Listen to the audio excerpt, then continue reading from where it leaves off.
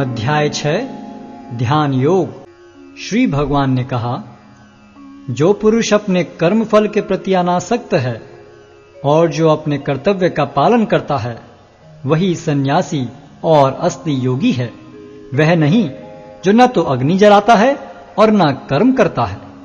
हे पांडुपुत्र, जिसे सन्यास कहते हैं उसे ही तुम योग अर्थात पर ब्रह्म से युक्त होना जानो, क्योंकि इंद्रिय तृप्ति के लिए इच्छा को त्यागे बिना कोई कभी योगी नहीं हो सकता।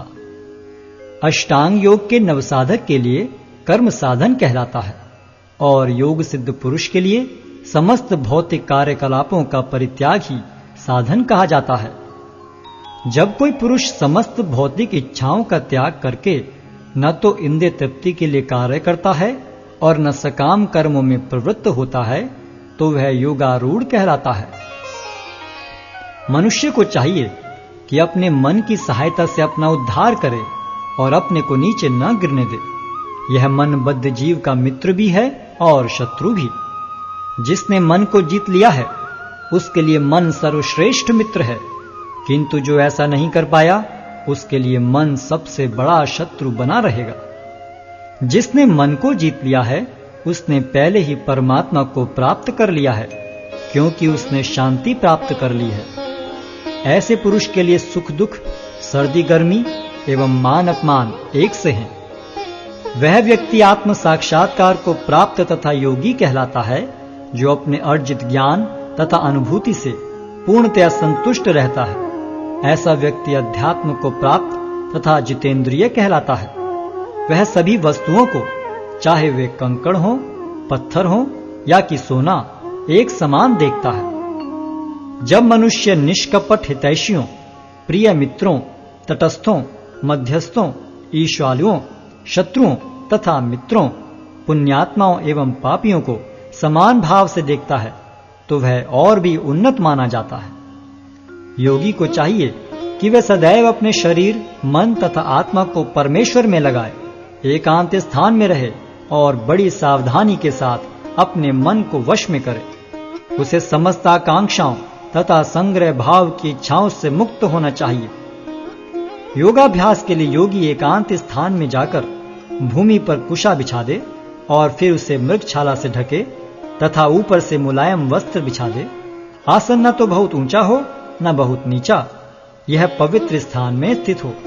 योगी को चाहिए कि इस पर दृढ़ता पूर्वक बैठ जाए और मन, इंद्रियों तथा कर्मों को वश में करते हुए तथा मन को एक बिंदु पर स्थित करके हृदय को शुद्ध करने के लिए योगाभ्यास करे। योगाभ्यास करने वाले को चाहिए कि वह अपने शरीर, गर्दन तथा सिर को सीधा रखे और नाक के अगले सिरे पर दृष्टि लगाए। इस प्रकार वह अविचलित तथा दमित मन से, भय रहित, विषयी जीवन से पूर्णतया मुक्त होकर अपने हृदय में मेरा चिंतन करे और मुझे ही अपना चरम लक्ष्य बनाए। इस प्रकार शरीर, मन तथा कर्म में निरंतर संयम का अभ्यास करते हुए संयमित मन वाले योगी को इस भौतिक अस्तित्व की समाप्ति पर भगवत धाम की प्राप्ति होती है। हे अर्जुन, जो अधिक खाता है या बहुत कम खाता है, जो अधिक सोता है अथवा जो पर्याप्त नहीं सोता, उसके योगी बनने की कोई संभावना नहीं है। जो खाने, सोने, आमोद प्रमोद तथा काम करने की आदतों में नियमित रहता है, वह योगाभ्यास द्वारा समस्त भौतिक क्लेशों को नष्ट कर सकता है। जब योगी योगाभ्यास द्वारा अपने मानसिक कार्यकलापों को वश में कर लेता है और अध्यात्म में स्थित हो जाता है, अर्थात समस्त भौतिक इच्छाओं से रहित हो जाता है, तब वह योग में सुस्थिर कहा जाता है। जिस प्रकार वायु रहित स्थान में दीपक हिलता डुलता नहीं, उसी तरह जिस योगी का मन वश में होता है वह आत्म तत्व के ध्यान में सदैव स्थिर रहता है। सिद्धि की अवस्था में, जिसे समाधि कहते हैं, मनुष्य का मन योगाभ्यास के द्वारा भौतिक मानसिक क्रियाओं से पूर्णतः संयमित हो जाता है। इस सिद्धि की विशेषता यह है कि मनुष्य शुद्ध मन से अपने को देख सकता है और अपने आप में आनंद उठा सकता है। उस आनंदमय स्थिति में वह दिव्य इंद्रियों द्वारा असीम दिव्य सुख में स्थित रहता है। इस प्रकार स्थापित मनुष्य कभी सत्य से विपत नहीं होता और इस सुख की प्राप्ति हो जाने पर वह इससे बड़ा कोई दूसरा लाभ नहीं मानता। ऐसी स्थिति को पाकर मनुष्य बड़ी से बड़ी कठिनाई में भी विचलित नहीं होता। यह निस्संदेह भौतिक संसर्ग से उत्पन्न होने वाले समस्त दुखों से वास्तविक मुक्ति है। मनुष्य को चाहिए कि संकल्प तथा श्रद्धा के साथ योगाभ्यास में लगे और पथ से विचलित न हो। उसे चाहिए कि मनोधर्म से उत्पन्न समस्त इच्छाओं को निरपवाद रूप से त्याग दे और इस प्रकार मन के द्वारा सभी ओर से इंद्रियों को वश में करे। धीरे धीरे क्रमशः पूर्ण विश्वास पूर्वक बुद्धि के द्वारा समाधि में स्थित होना चाहिए और इस प्रकार मन को आत्मा में ही स्थित करना चाहिए और अन्य कुछ भी नहीं सोचना चाहिए। मन अपनी चंचलता तथा अस्थिरता के कारण जहां कहीं भी विचरण करता हो, मनुष्य को चाहिए कि उसे वहां से खींचे और अपने वश में लाए। जिस योगी का मन मुझ में स्थिर रहता है, वह निश्चय ही दिव्य सुख की सर्वोच्च सिद्धि प्राप्त करता है। वह रजोगुण से परे हो जाता है। वह परमात्मा के साथ अपनी गुणात्मक एकता को समझता है और इस प्रकार अपने समस्त विगत कर्मों के फल से निवृत्त हो जाता है। इस प्रकार योगाभ्यास में निरंतर लगा रहकर आत्म संयमी योगी समस्त भौतिक कलमश से मुक्त हो जाता है और भगवान की दिव्य प्रेम भक्ति में परम सुख प्राप्त करता है। वास्तविक योगी समस्त जीवों में मुझको और मुझ में समस्त जीवों को देखता है। निस्संदेह स्वरूप सिद्ध व्यक्ति मुझ परमेश्वर को सर्वत्र देखता है। जो मुझे सर्वत्र देखता है और सब कुछ मुझ में देखता है, उसके लिए न तो मैं कभी अदृश्य होता हूं और न वह मेरे लिए दृश्य होता है। जो योगी मुझे तथा परमात्मा को अभिन्न जानते हुए परमात्मा की भक्ति पूर्वक सेवा करता है, वह हर प्रकार से मुझ में सदैव स्थित रहता है।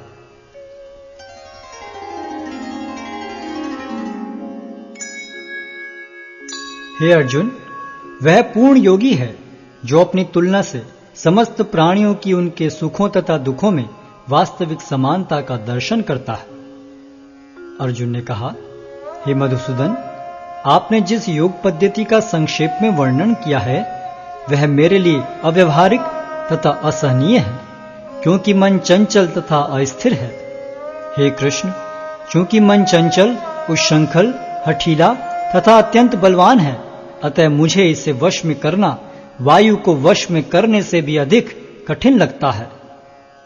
भगवान श्री कृष्ण ने कहा, हे महाबाहु कुंती पुत्र, निस्संदेह चंचल मन को वश में करना अत्यंत कठिन है, किंतु उपयुक्त अभ्यास द्वारा तथा विरक्ति द्वारा ऐसा संभव है। जिसका मन उच्छृंखल है, उसके लिए आत्म साक्षात्कार कठिन कार्य होता है, किंतु जिसका मन संयमित है और जो समुचित उपाय करता है, उसकी सफलता ध्रुव है, ऐसा मेरा मत है। अर्जुन ने कहा, हे कृष्ण, उस असफल योगी की गति क्या है जो प्रारंभ में श्रद्धा पूर्वक आत्म साक्षात्कार की विधि ग्रहण करता है, किंतु बाद में भौतिकता के कारण उससे विचलित हो जाता है और योग सिद्धि को प्राप्त नहीं कर पाता। हे महाबाहु कृष्ण, क्या ब्रह्म प्राप्ति के मार्ग से भ्रष्ट ऐसा व्यक्ति आध्यात्मिक तथा भौतिक दोनों ही सफलताओं से च्युत नहीं होता और छिन्न भिन्न बादल की भांति विनष्ट नहीं हो जाता, जिसके फलस्वरूप उसके लिए किसी लोक में कोई स्थान नहीं रहता? हे कृष्ण, यही मेरा संदेह है और मैं आपसे इसे पूर्णतया दूर करने की प्रार्थना कर रहा हूं। आपके अतिरिक्त अन्य कोई ऐसा नहीं है जो इस संदेह को नष्ट कर सके। भगवान ने कहा, हे प्रथापुत्र, कल्याण कार्यों में निरत योगी का न तो इस लोक में और न परलोक में ही विनाश होता है। हे मित्र, भलाई करने वाला कभी बुराई से पराजित नहीं होता। असफल योगी पवित्र आत्माओं के लोकों में अनेकानेक वर्षों तक भोग करने के बाद या तो सदाचारी पुरुषों के परिवार में या कि धनवानों के कुल में जन्म लेता है, अथवा वह ऐसे योगियों के कुल में जन्म लेता है जो अति बुद्धिमान है। निश्चय ही इस संसार में ऐसा जन्म दुर्लभ है।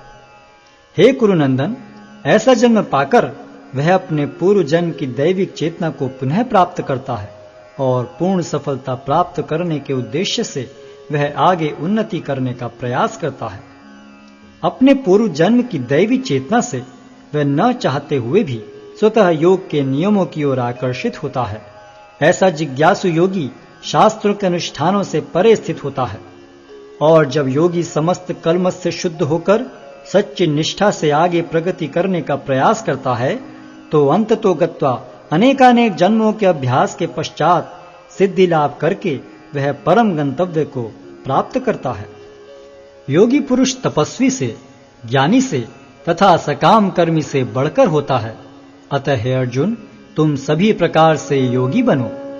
और समस्त योगियों में से जो योगी अत्यंत श्रद्धा पूर्वक मेरे परायण हैं, अपने अंतःकरण में मेरे विषय में सोचता है और मेरी दिव्य प्रेम भक्ति करता है, वह योग में मुझसे परम अंतरंग रूप से युक्त रहता है और सबों में सर्वोच्च है। यही मेरा मत है।